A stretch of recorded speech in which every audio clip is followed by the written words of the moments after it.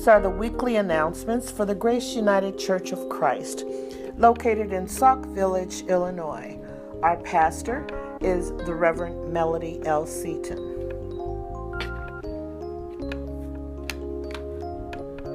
This Thursday at 7 p.m., we continue our study of the book of Revelation. We are in week 7. Our class will be facilitated by Deacon Juanita Burgess. If you can't join us face-to-face, please join us via live stream.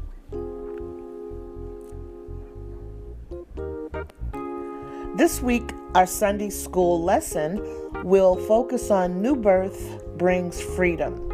Sunday school begins at 9:30. We have classes for both adults and children.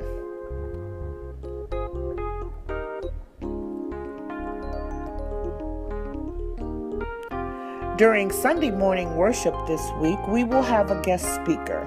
Reverend Troy Underwood will deliver a message entitled A Case for Christ. Worship begins at 11 o'clock.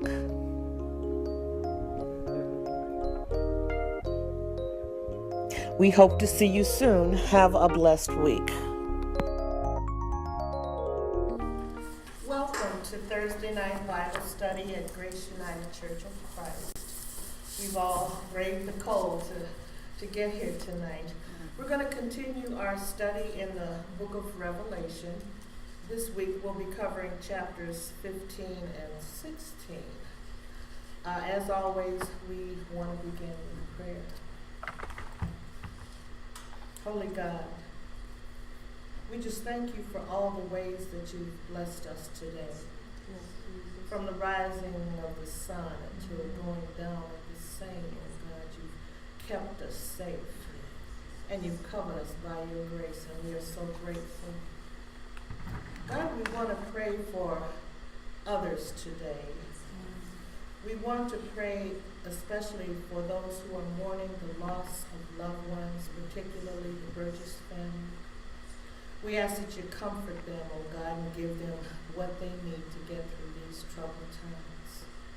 God, we want to pray for people who are confused and maybe even afraid about what's going to happen.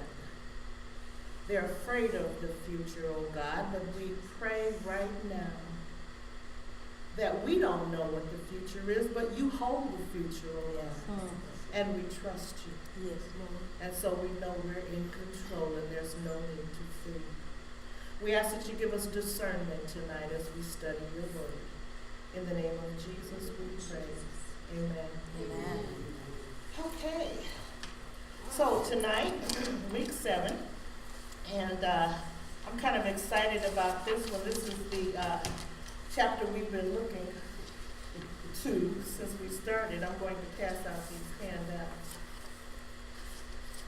Would you pass those down? Since we don't have a lot of people here, we're going to do individuals instead of groups where it says groups. We're going to do individuals. Or maybe we can work together. We'll figure it out. I'd like to start by reading the place of the passage and the big picture on page 51 of our text, because that gives us a general overview. So if you'll turn to page 51 and follow along. We encountered 7 seals, 7 thunders, and 7 trumpets in Revelation 6 through 11. Chapters 12 through 14 then focused on the key enemies of God, particularly Satan and the 2 beasts, before providing yet another view of God's final victory over his enemies. As we've seen, the end of history and the final judgment is depicted numerous times throughout the book. Now in Revelation 15 through 16, we're presented with the last major cycle of 7, the 7 bowls. This passage depicts the climactic outpouring of the judgments of God in chapter 16, after first affirming the righteousness and justice of the God who inflicts such terrible retribution. So, having given that introduction, we're going to be looking at the 2 chapters separately. We've got an exercise that I want us to engage in for Revelation 1 through 8. And you'll notice that I've divided this into 3 groups, and since we don't have a lot of people, we're going to do it individually. And Roz, I'm going to ask you to work with one of the others on this side of the table, if you don't mind.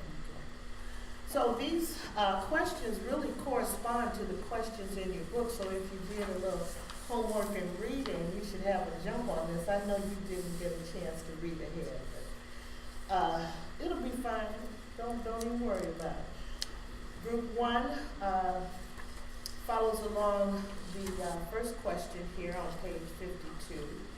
Group 2 follows the second question, and then we skip down to the 4th question for group 3. So that having been said,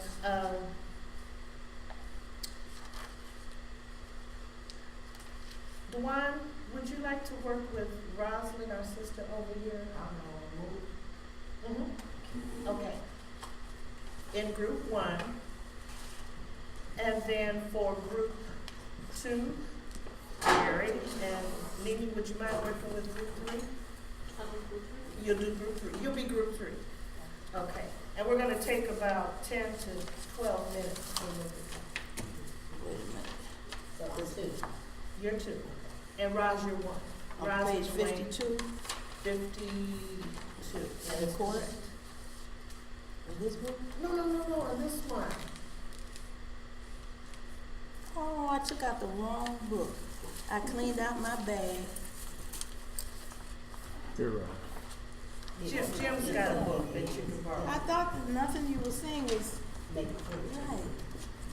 Okay. No. All right. So who has question 1? We do. Okay. So, it is asking,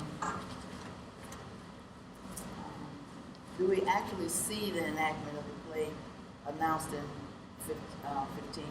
chapter 15, verse 1? And we've come up with the decision that no, we don't really see it. They don't really say anything about it. And then why verses? Because, okay, 15:2, he starts talking about like seemingly something totally different, the glass sea, and then goes into singing the 2 songs. I'm confused with this, even after I read it 3 times. It seems like he had one thought and wrote that, and then another something came into his mind and wrote that, and something else. Usually when I read, things flow and I can understand it, but I don't know, maybe Revelation is just... Well, let's open it up. Let's open the discussion up to the larger group. What were some of the responses that others had to their first question?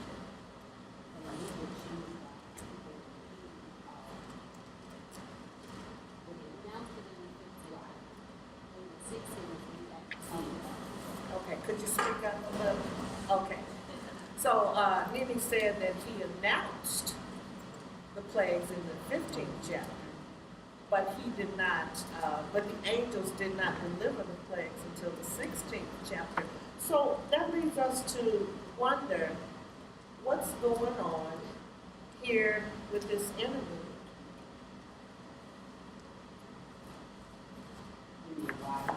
Yeah, why do you think this information is provided here? And I saw what appeared to be a sea of glass and so forth, from 2 to 8. Why do you think that information is provided? We're teased a little bit. We're told that these plagues are going to be delivered. And then we're given this information in verses 2 through 8. Why do you think we're given this information in verses 2 through 8? I think it's to see if you're being focused. Like, one topic he'll tell you this, he wants you to remain on this topic. It doesn't want you to get off the topic that he tells you about. So it tells you a different topic to see if you can get off on the first topic that he gives you. Okay, that sounds like a good answer. Anybody else? Well, if I were listening to John and he told me that these plagues were going to be delivered, I'd be a little apprehensive. And then I start to look at verses 2 through 8, and I'm seeing a little hope here.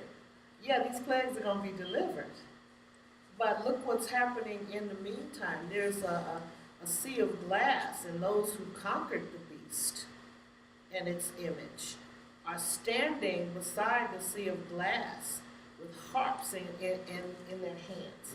So yeah, these plagues are going to be delivered, but I'm covered because I'm standing on this sea of glass. Okay, what else? And I'm singing.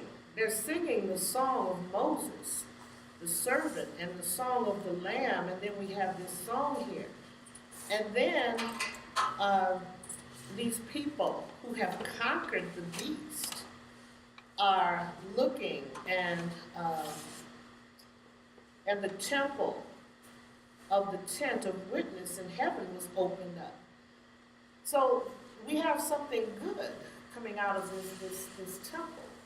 Okay, well, yeah, these plagues are going to be delivered, but I'm standing in the sea of glass, I'm singing, I'm reflecting on Moses, and something is coming out of the temple. God's got me. I don't know what's going to happen to y'all, but God's got me.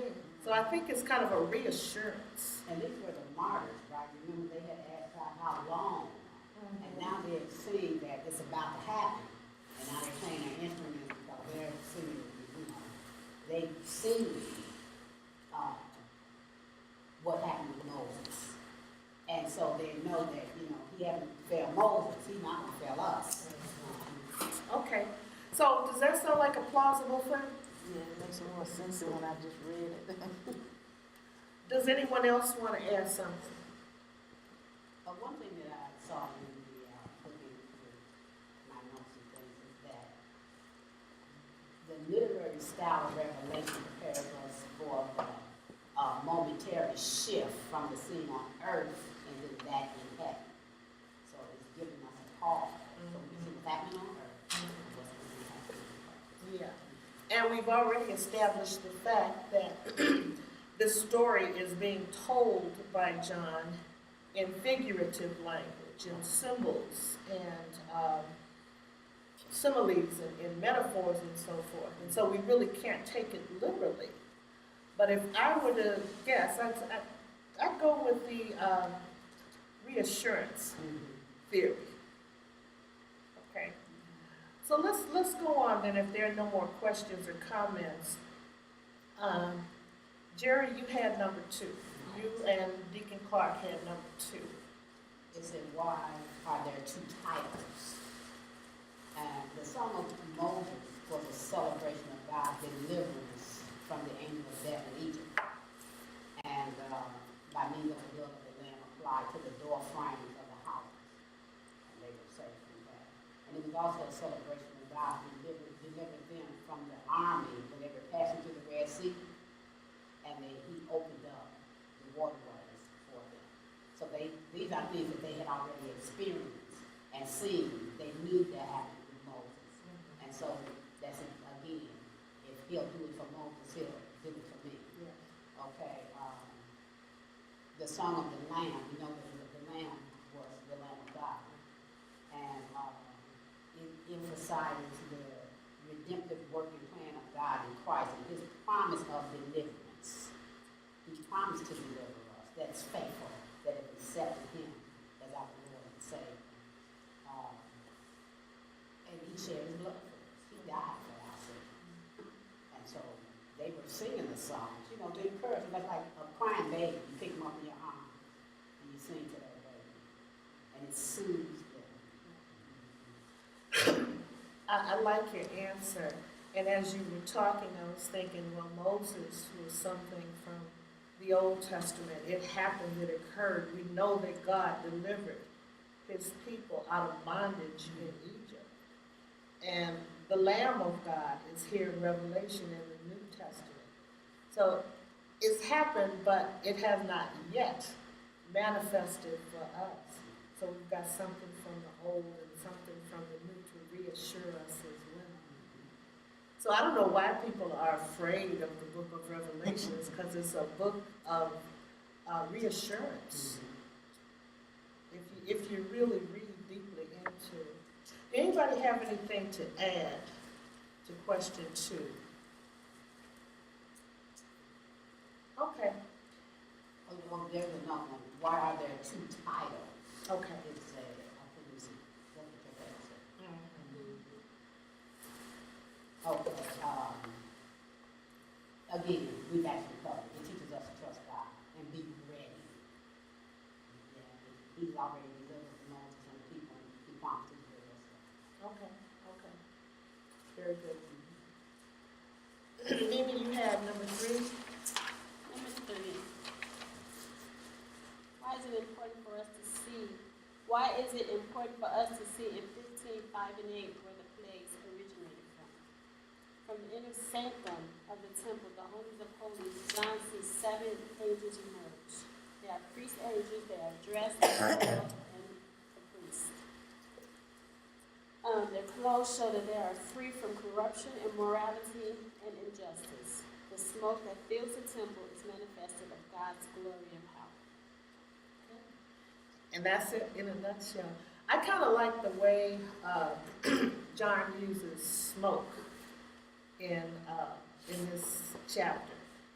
He it kind of brought up Ezekiel's call. Remember in Ezekiel 43 and 5.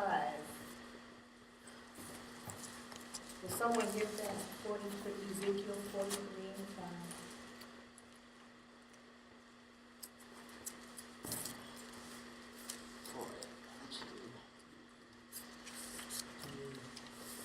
43 and 5. Yes.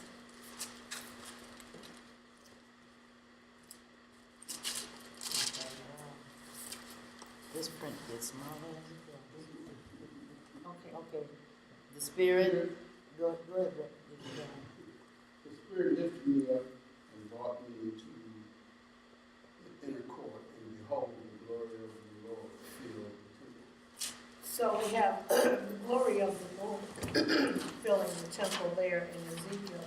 And we have the smoke, which Nini pointed out to us represented the glory of the Lord filling that space. And so this smoke represents the glory of the Lord. You know, they still, I went to a funeral at the Catholic Church a week or so ago, and they filled this thing that they call, and then they fan the smoke throughout the sanctuary.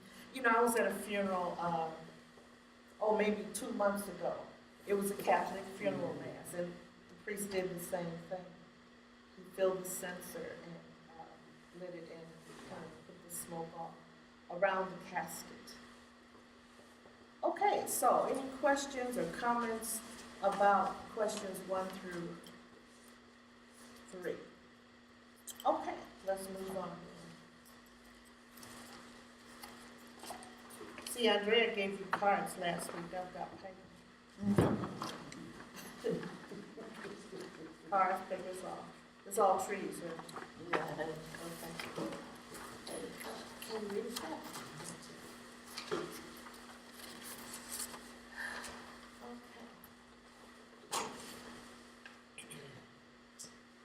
We're dealing now with chapter 16.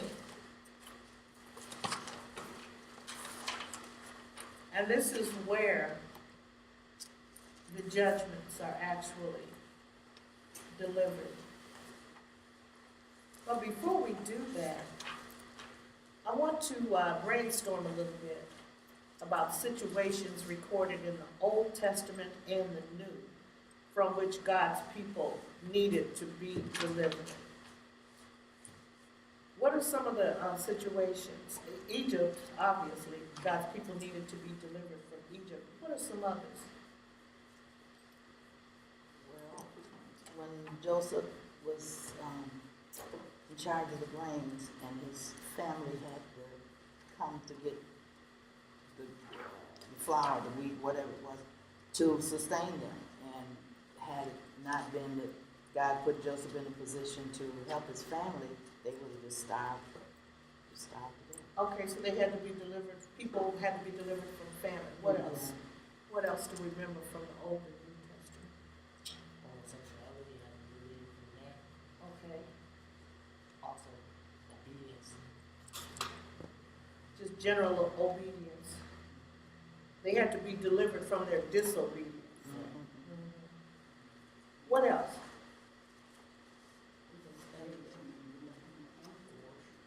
Absolutely. I didn't hear you. Yes, yes, yes, yes, yes. They couldn't give up those idols, could they? They gave them for a time. And then they went back to Yeah, yeah. It was easier to worship an idol, that you could decide what it's saying than God who said, no, this is my law. Yeah. What are some of the other things that you can think of? Flesh. Delivered from flesh. Flesh, okay. The mind, the way they think. Being flesh, I guess. Paul pointed that out, that we were constantly engaged in a battle between the spirit and the flesh. What else? What else? In Esther, it was right. In Esther, it was a battle between them trying to figure out the Jews and government died because, as an issue. Okay, I'm gonna call that genocide, for lack of a better word. Because he was sure going to kill all the Jews. Any other things? This is a good list we have going. This is a good list. So, given the things that we mentioned, let's look at these three questions. What was the final outcome in each of these situations? Well, we know what happened in Egypt. Egypt is kind of the gold standard of deliverance. People, it made Pharaoh say, their God is God. Finally, Mhm. finally said it. What about, or was that Cecil B. DeMille? All right. Remember, no, Pharaoh did say that. What about famine? What happened in that? Oh, because Joseph had read the signs of the dream. They did store up food, and so they were saved by listening to what God told Joseph to do. Okay. People are still worshiping idols. So that's something that plagues people to this day. It still needs to have God deliver them from.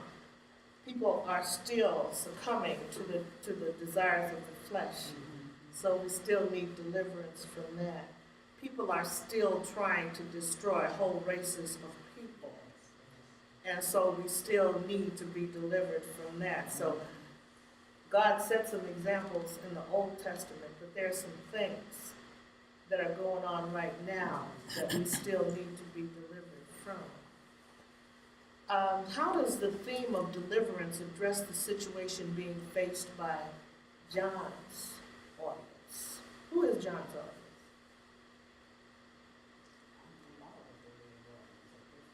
Okay. With the believing Jews back in his time. If we focus on, remember we had several different ways of interpreting the Bible. So if we focus on the one where we're looking at people in their situation during John's time, what did they need to be delivered from back then? Rome, obviously. Rome was oppressing them. They needed to be delivered from some of these same things that we mentioned. So there was that parallel between oppressive governments then and now. And Trump. Well, we're not going to mention names. No. Okay. I didn't know that came Oh, no, we didn't, out. Okay. we ignored it. Okay. If you were a Christian facing persecution, how would John's use of the Exodus story, give you hope?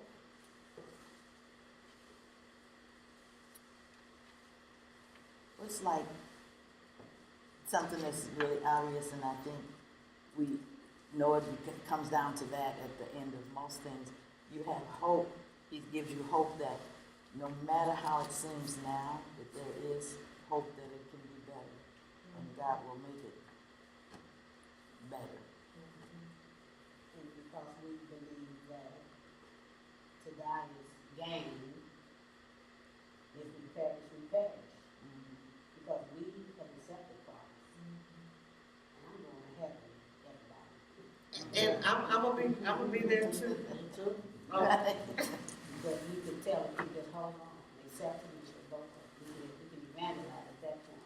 right. Because, you know, I saw a friend of mine, and I think she died so well, I was like, she came into the hospital, and she said, you know, I'm dying. I said, you okay with that? She said, it is what it is. Mhm. And that's really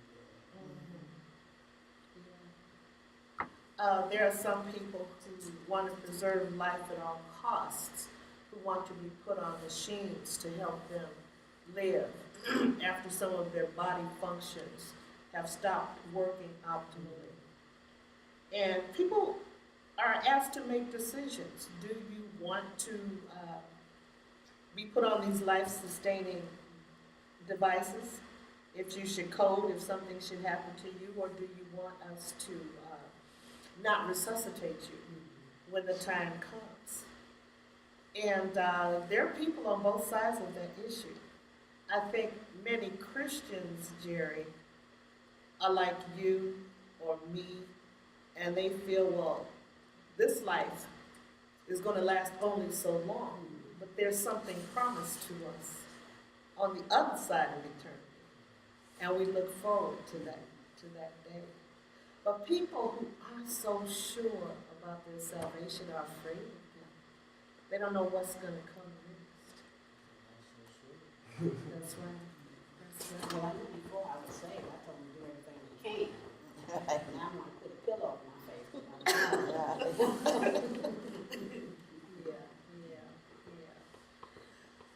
Yeah. So in today's lesson, we look at a lot of Exodus imagery, especially in Revelation 16. And so what I'd like to do is to take a closer look at that imagery, because John used it very well, I think, to describe some of the plagues. And so in this spreadsheet here, in this table here, I've got what I want the groups to look at. And I've got some chart paper over here. I'm going to pass out chart paper and pens. And so what I want you to do is to look at the, okay, darkness.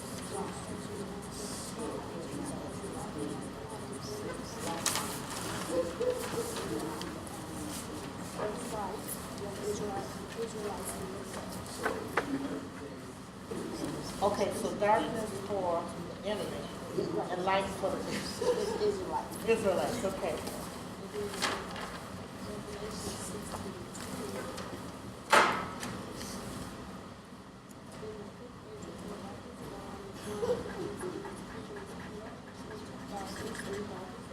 Okay.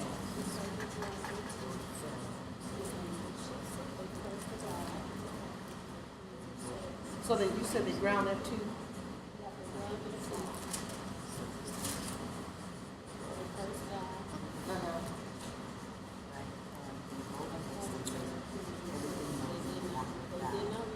Okay.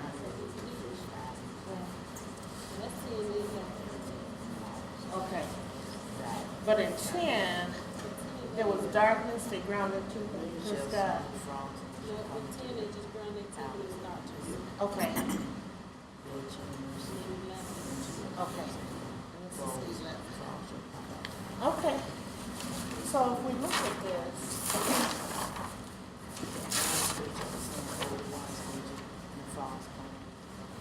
they had hail. I thought they had hail in Revelation 18 through 21. 16, 18 through 21. Oh, okay, look at, okay, so in 18 to 21, we had thunder. Did we have a liquid source? We didn't have a liquid source. That was somebody else. Okay, so we had thunder. Okay. Lightning. Earthquake. Okay. What else? The city of Babylon split in three protection. demonic spirits. Signs. Well, we can't draw, so we just write. Okay, so both instances. Okay.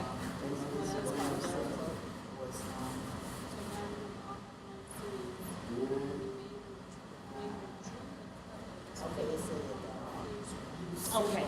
So this represented God's wrath.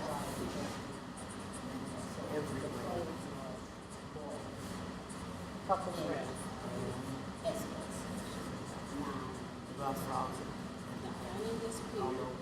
Oh, God, goodness, there's more, huh? Wow. Oh, there was a snowstorm. Okay, so there was hail, and then the islands disappeared. What else? And you said there was something else. The mountains level. Mountains were level. Okay.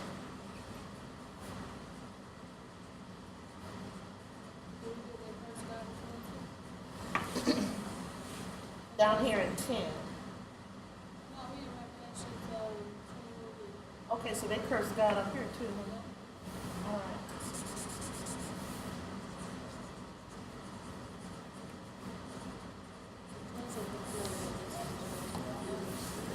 Okay. All right, so we have some parallels here.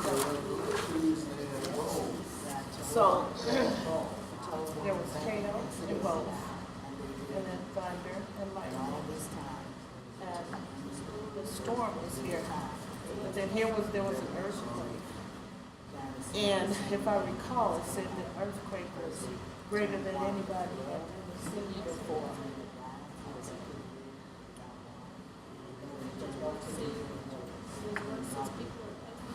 Okay.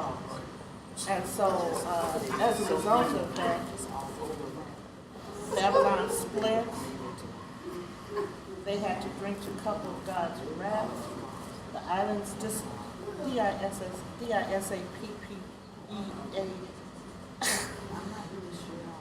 Okay, that's close enough. Disappeared. The mountains were leveled. So pretty much, all of it was destroyed. And then they didn't repent. Even after all of that, they still cursed God. So this one is 16:10. All right, so we had darkness above.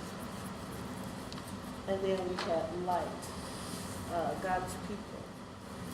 The light shone on God's people. But the Egyptians were in darkness. And over here we had darkness.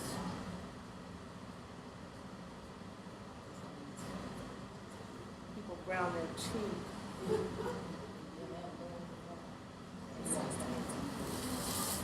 I thought that's what you told me. Yep.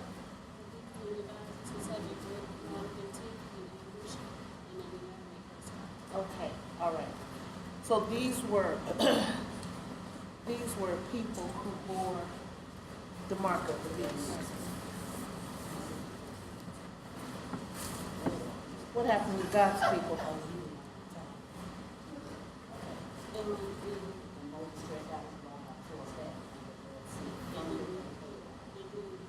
Okay, but God's people were saved, but the people who had the mark of the beast cursed God did not repent. Okay, so are we ready to report? Look better this time. Okay, good. So group one, you want to go on and report?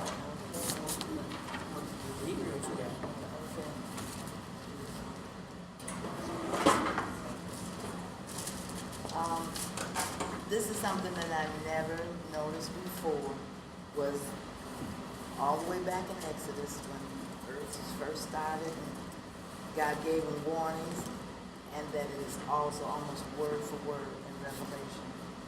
And he told Aaron, stretch out your hand, change it to blood, and everything died because it couldn't live in blood without water.